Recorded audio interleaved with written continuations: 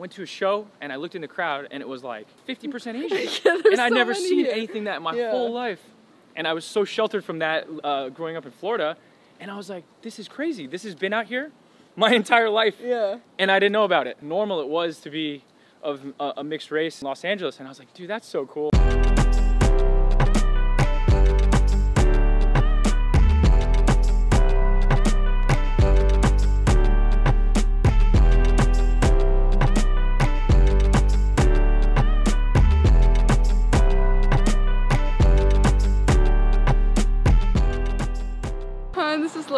Sidewalk Talk. Today I'm here with Henry Fong. What's going on? So you're originally born in Jupiter? Yeah, I'm from Florida. I grew up in a town called Jupiter, Florida. If you're not from Florida, you probably would not know what Jupiter, Florida is. I actually have one of my best friends from Jupiter, Oh, no Florida. way! That's why I was like, Jupiter, yeah. Okay, so the best way to describe Jupiter, it's the top of South Florida. So people think of South Florida, they think of like South Beach, Miami. Oh. I'm like an hour north of that, and it's totally not like South Beach, but it's still considered South Florida. And it's like a really small town. There's not that many people that live there. It's not a big town, but it's not a small town. And it's really mellow, and the whole city is based on like outdoor stuff. Like it's like a fishing town. It's like fishing town. Everybody has boats. Like seafood and stuff, or not? Yeah, like one of the big businesses. Like a lot of my friends are like commercial fishermen and stuff like that. And then the other big industry there is like golf. So there's there's golf courses and fishing, and that's what Jupiter, Florida is. That makes sense, because wait, do they have uni in Florida? Not right, but I know you love it. Uni? Yeah. Like sea urchin sushi? Yeah. Uni? Oh yeah, I love it. No, they don't have that there, but they do have good sushi there. Because, but yeah, one of my first jobs in high school, I worked on a commercial fishing boat. Oh wow. Yeah, we'd go out all day and just like catch fish and sell it at the market. Oh, that sounds so cool. Fun. Are your parents originally from there, or? My dad was born in Arkansas. His family they immigrated from China. Oh. In right after the Great Depression, they came from China. Yeah. And then my mom's family is from the South, so like Kentucky, Tennessee. Oh. And then Michigan. Do you still have connections to China? I think I have some long lost like relatives there, I'm sure, but most of the family, like all my aunts, uncles, cousins on that side of the family, they all live in here in California. Oh. Yeah. Wow. So you're mixed also, or? Yeah. Oh. Mixed. So it's Chinese and like Southeast Asian, like Vietnamese and Indonesian, and then European. Oh, that's like pretty much the same as me, kind of. So it's like European is like Irish, English, French, and German. Because I grew up in Hong Kong, so I'm like... Oh, you grew up in Hong Kong? Yeah. Oh, that's so cool. But it's the opposite. My mom's Chinese and my dad's American, so you're like the swap. I thought you were Hispanic for some reason. I was guessing. I was like... Maybe I just got tan or something. No, that's really cool. That's really cool. I remember my dad would go to Hong Kong sometimes when I was little. Do you know where in China he's from? Yeah, so they're from the South. That's what I thought. I swear I have so many classmates like Henry Fong. It's like super They were actually Hong Kong. Cantonese. Okay, so they're from Guangdong. Yeah. So that's actually really close to Hong Kong. Yeah, that's why. Because Hong Kong is Cantonese too. Sounds so Hong Kong, or like South China. Yeah. Hong Kong. Yeah. This is something that I asked a lot of like mixed people. But did you have like cultural identity difficulties growing up? Oh, 100%. Yeah. Very much so. I think growing up in Florida is like, it's very like, politically it's like very conservative, very Republican. I think growing up, I was just kind of like one of the only Asian kids in the whole city probably. That I remember, and especially school. I was just maybe me, my sister, and like one or two other kids in the entire high school, middle school. Only Asian, so I think it was, I think growing up, and especially too, because my dad and his family and uncles and stuff, when they came over here, when they moved over here from China, they grew up in the South, and they faced like a lot of like racism. Yeah, what? That's so interesting that they went to the South. I feel like a lot go to like San Fran or something. Yeah, so they first went and they settled in Seattle, and then after Seattle they moved around a little bit, but they ended up in the South because a lot of when the Asian people immigrated to the U.S., they settle in the big cities, like, you know, and then they make like Chinatown and Koreatown and stuff. And I think that my family felt that the businesses were a little too competitive there. Oh, so they wanted to move deeper into the U.S. where the businesses weren't as competitive, and you know, most of the people the Asian families, they would start restaurants or like a general store or something. So my family ran a general store in a really, really small town in Arkansas. Growing up there, so they moved there in, right after the round of the Great Depression or so. So then by the time my uncle and dad were born, it was before civil rights. So it was crazy, man. They got beat up at school every day. They got called all kinds of names. They had to use the colored water fountains. They couldn't ride the buses. Stuff like that happened all the time. So growing up, like, my dad was like, I think he pressed on me that was like, he never really pushed Asian culture on me too hard, because he was just like, hey, like, I want us to succeed in you know, in this country and stuff. And I think he just tried to adapt to the American way of life more so, rather than maintain his like cultural heritage as much. So by the time I got to high school and stuff, I was just not really, I didn't even think of myself as being any part Asian or anything. I was just like, I just want to be just a normal American kid. I don't care about that. Yeah. Was there a turning point that you wanted to find your roots more? When I moved here. Yeah, it's crazy. So I moved here 7 years ago, and man, growing up in Jupiter, Florida, you're just like so sheltered from all this stuff. And then I went to college in Orlando, and even going to one of the biggest, I went to University of Central Florida in Orlando, and even going to one of the biggest colleges, I still didn't feel like at home with my culture or anything. And I just wanted to fit in, and I just wanted to be like a white American. I never even considered myself anything else besides like, I guess I'm just American. And then I moved out here, and then I was just like, holy shit. I was like, I went to a show, and I looked in the crowd, and it was like 50% Asian. And I'd never seen anything that in my whole life. And I was so sheltered from that growing up in Florida. And I was like, this is crazy. This has been out here my entire life. And I didn't know about it. You have no idea. Like, growing up in a small town in South Florida, it's not really properly South Florida, because South Florida is very Hispanic and stuff, and very ethnically mixed. And it was just, man, it was just such a life-changing experience. And I moved out here, and then I saw how diverse the culture was and how normal it was to be of a mixed race in Los Angeles. And I was like, dude, that's so cool. And then slowly, the last like 7-8 years I've lived out here, I've been so much more open to, you know, my cultural heritage and stuff. And I get to hang out with my Asian family. And it's just like, I get to participate in the things that they had been doing this whole time, where me and my dad and my mom growing up, we never did anything like that. So that was really cool. And I think the whole time I've been here, and that's why I like, you know, living in a place like Los Angeles. There's just so much, it's a lot more free thinking, and a lot more, it's a lot easier to be yourself in a big city like this. That's so interesting, because I feel like I had kind of the opposite, whereas like in my year alone, we had like 15-20 Eurasians. And then I realized that it's actually really uncommon. And that was like, probably like... Is, you're Asians, Yeah, like, or half us or half, like 50 or 60 in my school. Like in Hong Kong, there were so many. Really? Yeah. But then here I'm like, wait, you're probably like one of the rare ones that, maybe the first like mixed person Eurasian that I've met here. So it's actually so uncommon. Yeah, they had a club. I remember at college, they had a club, and they were trying to like recruit me. They're like... And then my friend was, he's Puerto Rican. He's like, dude, let's just go. He's like, there's chicks in there, man. I'm like, no, dude.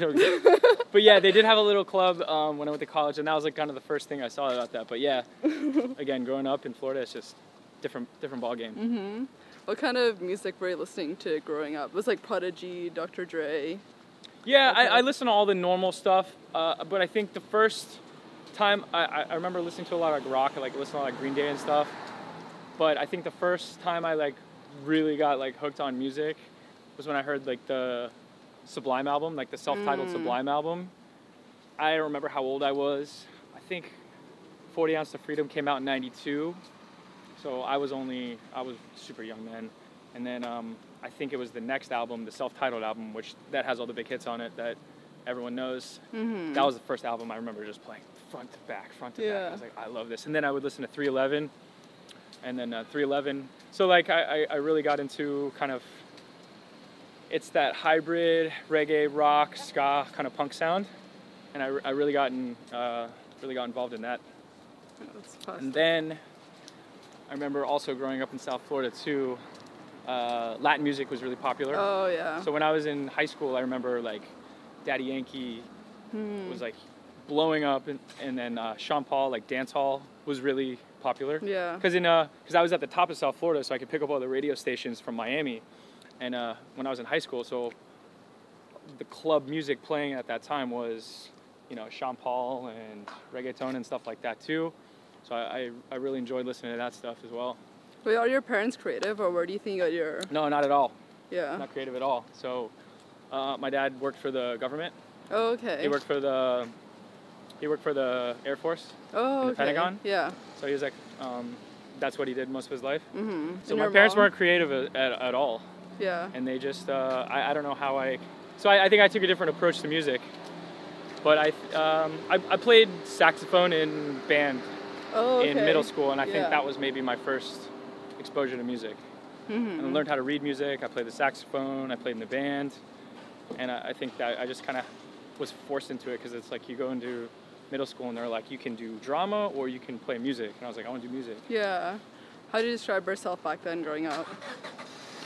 I was just, my family was like really sports oriented. Like all the kids just like baseball, basketball, every season, just compete, sports. So I think most of my life, I just remember always playing sports, every sport. And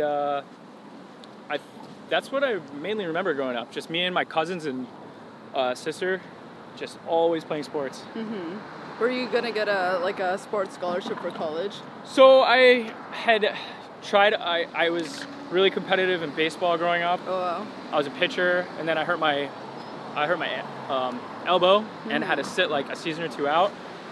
And then it just was never. I came back in, and I was just so far behind. I had to quit baseball at like 14, 15, and then played a lot of basketball too. But then I feel like by the time everyone got to high school, everyone was like growing really tall. And I grew.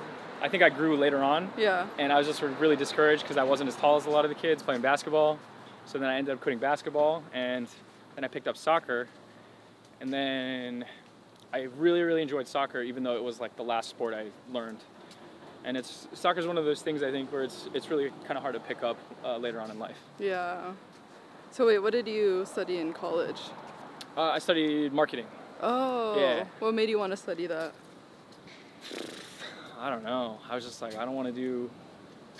the classes were easier than normal business. And then I was like, I enjoyed like parts of like the digital stuff because I was always good at computers. So I also like, studied marketing. Yeah, so you know, like there's a lot of like digital kind of media communications classes involved in some of the marketing stuff. So yeah, that's kind of went with marketing because I'm kind of good with computers and stuff, and I understand that stuff. And didn't occur to you to study music, or you just didn't want to? See, the thing with music, I just never really was. I love listening to music, and it was more about the DJ aspect rather than the musician part. I wanted to be a DJ. So I first got turntables when I was 14, and I wanted to be like a scratch battle DJ with hip-hop records.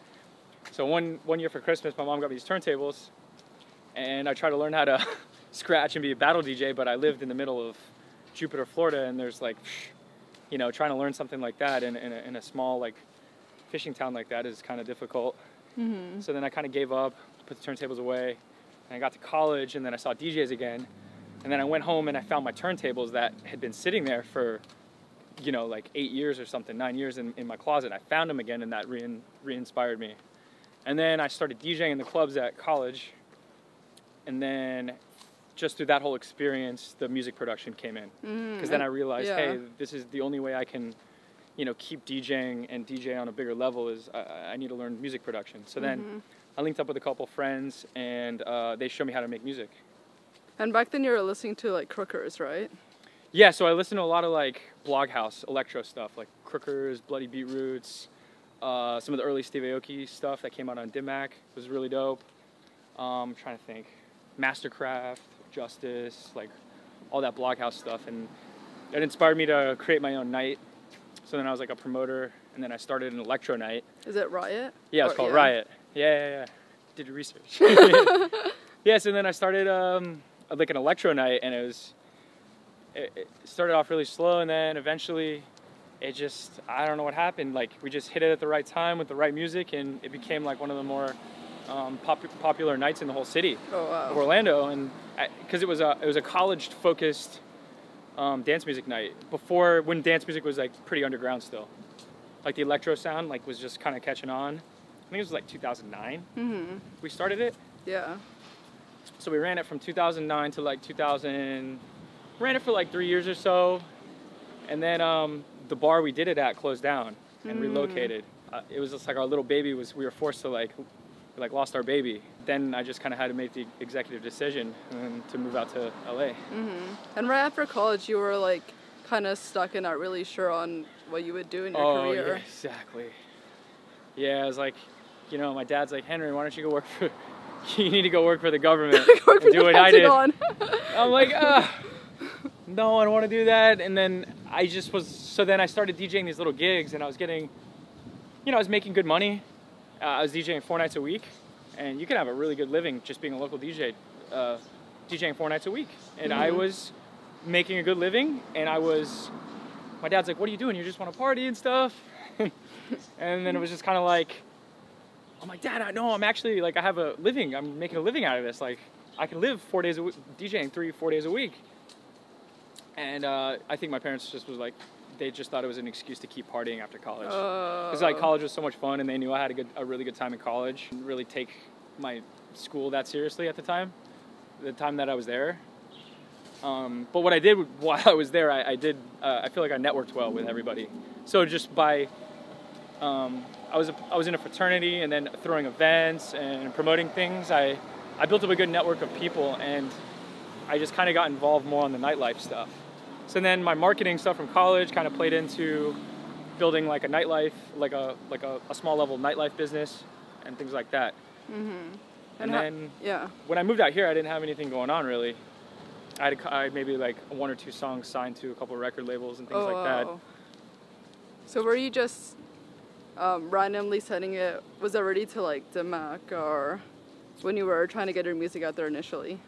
How did you get it out there? I think at that time it was actually just random. I was sending random emails because I didn't know anybody. Yeah.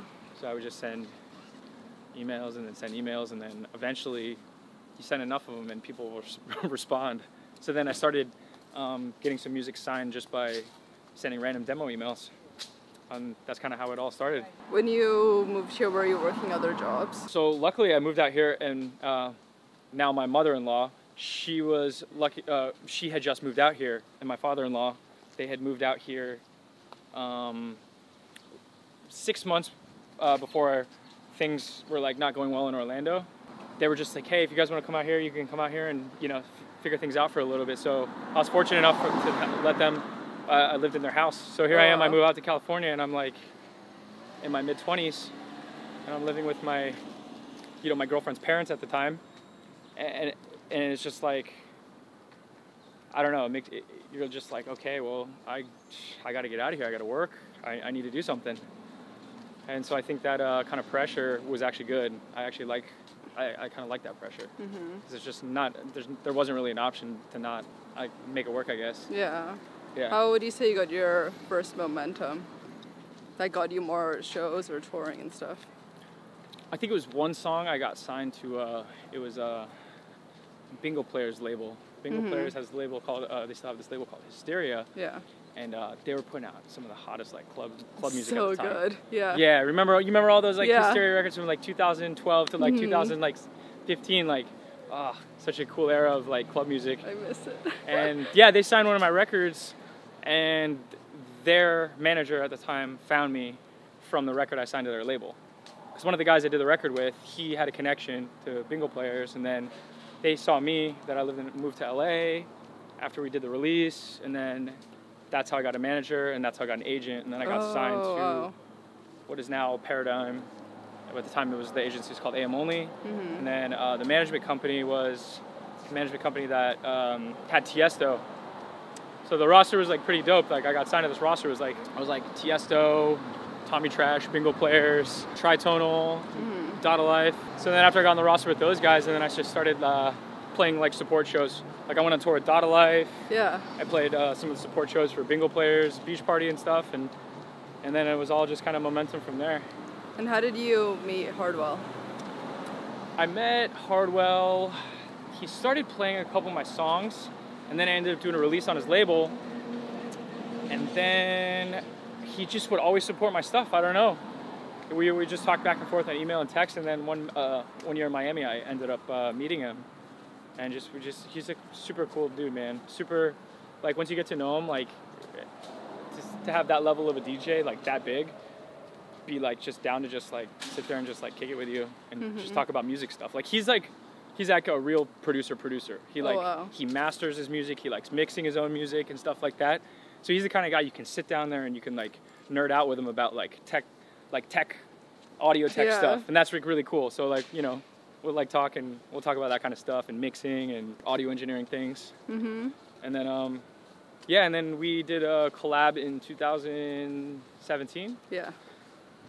I don't know, I just had this, like, so Hardwell, like, grew up in the Netherlands, and they're really influenced by dancehall over there back in the day. And he actually, he's got like a good encyclopedia of, like, dancehall music. Oh, wow. Yeah. People don't realize he used to be a dancehall DJ too a little bit, and they had their own form. The Netherlands had their own form of music called bubbling. So bubbling was they sped up all these dancehall songs and they put these drums on it. Oh my god, I want to listen to it. Yeah, so look up Dutch bubbling music, and that's what Hardwell was doing before he was doing the mainstream EDM stuff. So he knows all about, you know, dancehall and reggae music and stuff. So I was like, yo, dude, let's just, like, make, like, a dancehall song. And he was like, let's do it. And then so we finished this demo, and then he got Mr. Vegas to jump on. Mr. Vegas, like, you know, dancehall legend. He had arguably has one of the most popular dancehall songs of all time. Like, someone that me and him had both looked up to when we were little, listening to in the 90s. So if you guys don't know, Mr. Vegas, Heads High, dancehall classic. And he got Mr. Vegas on the track, and then it was just like one of those things, like, what? Hardwell did a dancehall song? And I'm like, yeah, he knows about dancehall. How about with Steve Aoki? They signed one of my records back in the day. I forget what year it was. It might have been, Steve had supported a couple of my records in, like, 2014. And then I just got in touch with him, and, you know, I was just told him, I was like, man, the early Dimac stuff that you guys have done, just, like, super influential on the night that I built in Orlando, on that, like, that blog house electro sound. Like, everything that label did was, like, super influential to me. So it was cool to finally work with them. And then I think after he had played a couple of my songs, they had just asked for some demos and stuff. And then I released a song with them in 2015, maybe, called Drop It Down Low. And it was another dancehall song. So that was, like, the time I had kind of been looking to, like, pivot a little bit. I was kind of sick of making, like, 128 BPM stuff. And yeah, I kind of just decided to go back to the kind of music that I had enjoyed early on in high school. As we were talking about, like, growing up in South Florida, listening to a lot of, like, the dancehall stuff and Latin stuff. Yeah, I just decided to kind of take a route back that way with some of my songs. What clicked you to start your own imprint or record label? Oh, I was just really into just finding, like, the best club music I could find. Because I felt like I was getting so much cool music from artists that nobody knew, like smaller artists, and I was just like, well, what if I just start my own record label? I can, like, give these kids a platform, and I can put out the styles of music that no one's really... I used to have a lot more time back then to do my label and stuff. Now I'm trying to figure out how to get it going again, because it's running a label, people don't understand. It's like, where's all the releases? Where's this? It's like super time consuming. Yeah. To run your own record label, and you really need to hire a team to do it. Yeah, we put out some really awesome records though over the years. I'm really proud of all the artists that we had signed, and I think in the future I'm going to try to get it pumping again. So yeah. And you kind of mentioned before, but staying true to your sound, I feel like you've kind of been not caught up in so many trends, or, like, trying to work with the next hottest, like, producer. Is that something that's, like, a cautious decision? Yeah, not so much. Like to an extent, I think it's important. Like, a lot of artists do keep up with the trends a little bit, but I think there's kind of more of the second wave of my sound. I started messing around with some of the dancehall and, like, Latin rhythms, like in maybe 2000. See, that stuff had a big go in, like, 2011, 2012, and then it died. And then it kind of started to come back. I think you saw, like like Latin and dancehall stuff start to become real popular again in like 2016 to 2017. And I started playing around with it in, I think towards the end of 2014 into 2015.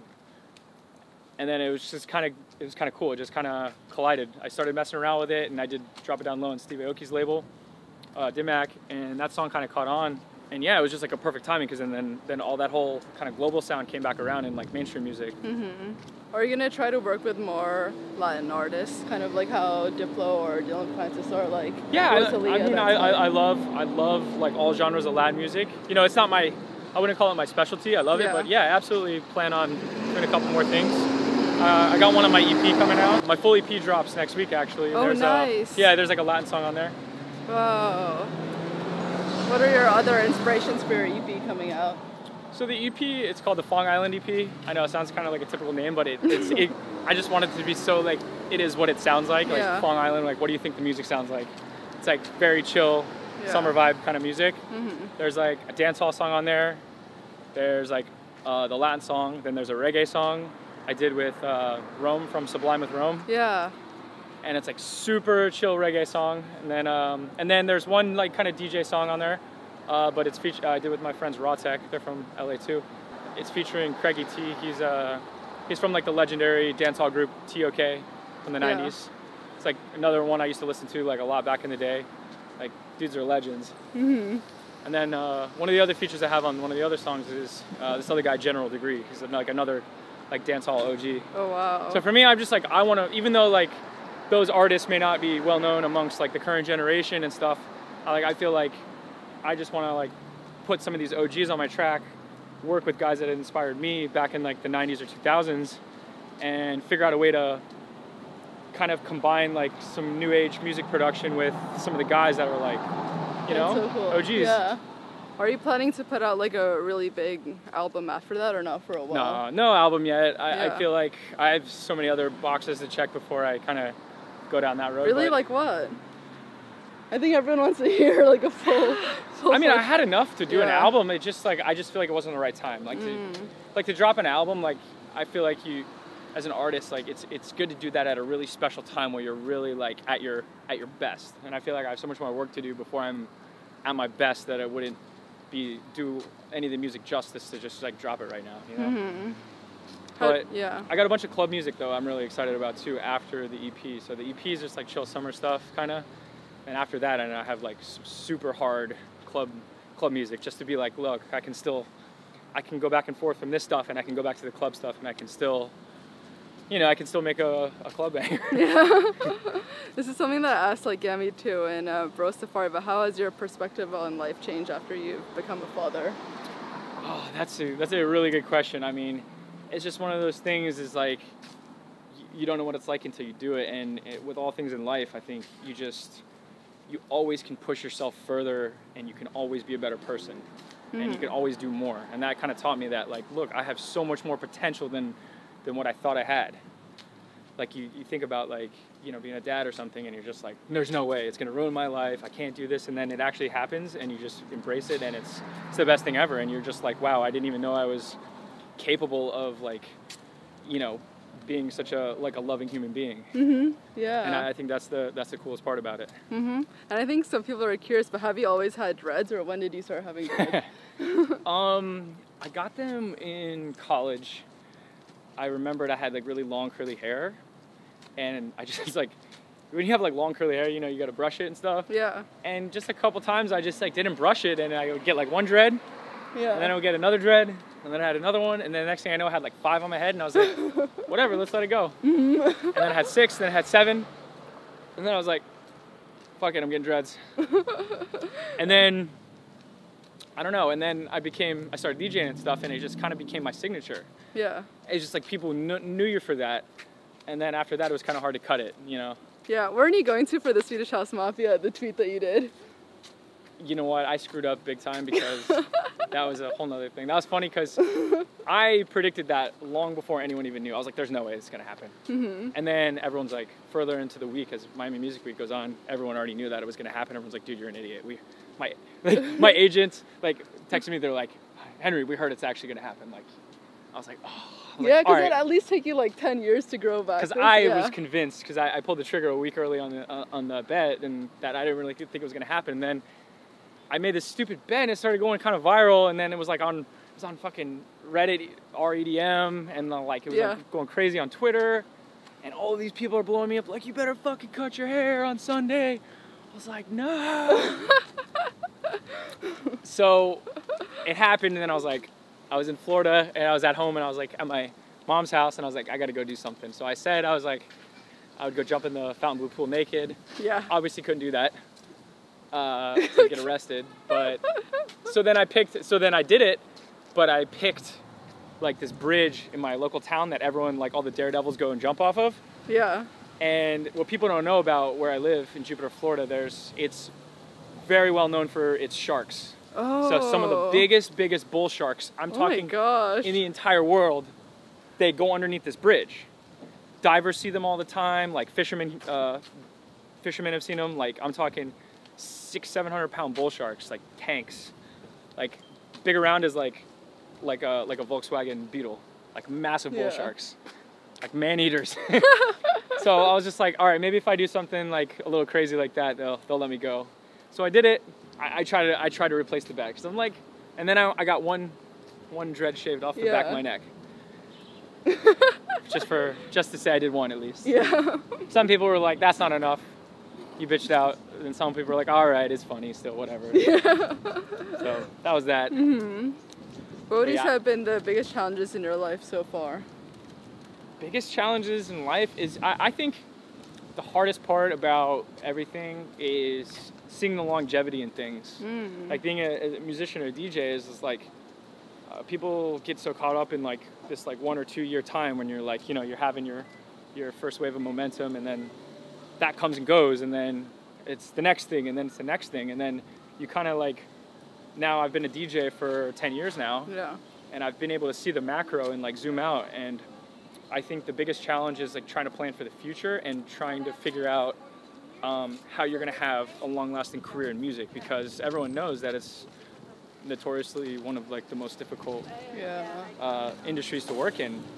And not only that, like, you know, people are come and go like this, and so I'm doing my best to really just try to zoom out and be like, you know, what do I want my legacy to look like in music, and how can I make the best music that I can make, and how can I fully believe at this point, you know, so many trends come and go, so many artists come and go, and I think at the end of the day, the best thing that you can do is just make the best music you can, and make, you know, music that kind of outlives time.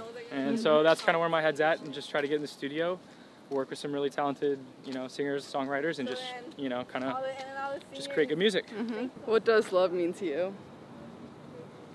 I think love is just accepting people for who they are. Yeah. You know? I think that's how I would see it. Mm-hmm. Last question. What do you want to be remembered for? Man, I don't know. I think my kind of mantra through, because I kind of learned how to like navigate through like weird social situations in college, from like being in a fraternity and dealing with like all kinds of crazy stuff going on. My thing is, I just kind of want to be remembered as a guy that was just like kind of got along with everybody, you know? Yeah. I've always like kind of prided myself on that. I feel like I can get along with all kinds of people, and I just kind of want people to look back and be like, you know, he's a good dude. Mm-hmm. And it's just, you know, nothing crazy, just something simple as that is, I think, you know, that's important to me. Yeah, I love this. This is awesome. Thank you so much. Right on. Bye.